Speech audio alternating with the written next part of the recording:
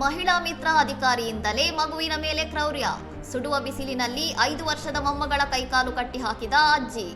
ಫರೀದ್ಕೋಟ್ನ ದೋಗರ್ ಬಸ್ತಿ ನಿವಾಸಿ ಎಎಎಸ್ಐ ಸರಬ್ಜಿತ್ ಕೌರ್ ತನ್ನ 5 ವರ್ಷದ ಮೊಮ್ಮಗಳ ಕೈಕಾಲುಗಳನ್ನು ಮನೆಯ ಗೇಟ್ಗೆ ಕಟ್ಟಿ ಹಾಕಿ ಬಿಸಿಲಿನಲ್ಲಿ ಮಲಗಿಸಿ ವಿಕೃತಿ ಮೆರೆದಿದ್ದಾರೆ. ಬಾಲಕಿಯ ತಂದೆ ತಾಯಿ ಕೆಲಸದ ನಿಮಿತ್ತ ಪೋರ್ಚುಗಲ್ನಲ್ಲಿ ವಾಸಿಸುತ್ತಿದ್ದು ಮಗುವಿನ ಪಾಲನೆಗಾಗಿ ಅಜ್ಜಿಯ ಬಳಿ ಬಿಟ್ಟು ಹೋಗಿದ್ದರು. ಮಗುವಿನ ಚೀರಾಟ ಕೇಳಿ ಬಂದ ನೆರೆಹೊರೆಯವರು ಕಟ್ಟುಗಳನ್ನು ಬಿಚ್ಚಿ ಮಗುವನ್ನು ರಕ್ಷಿಸಿದ್ದಾರೆ ಮತ್ತು ಈ ಅಮಾನವೀಯ ಕೃತ್ಯದ ವಿಡಿಯೋ ಮಾಡಿ ಹಂಚಿಕೊಂಡಿದ್ದಾರೆ.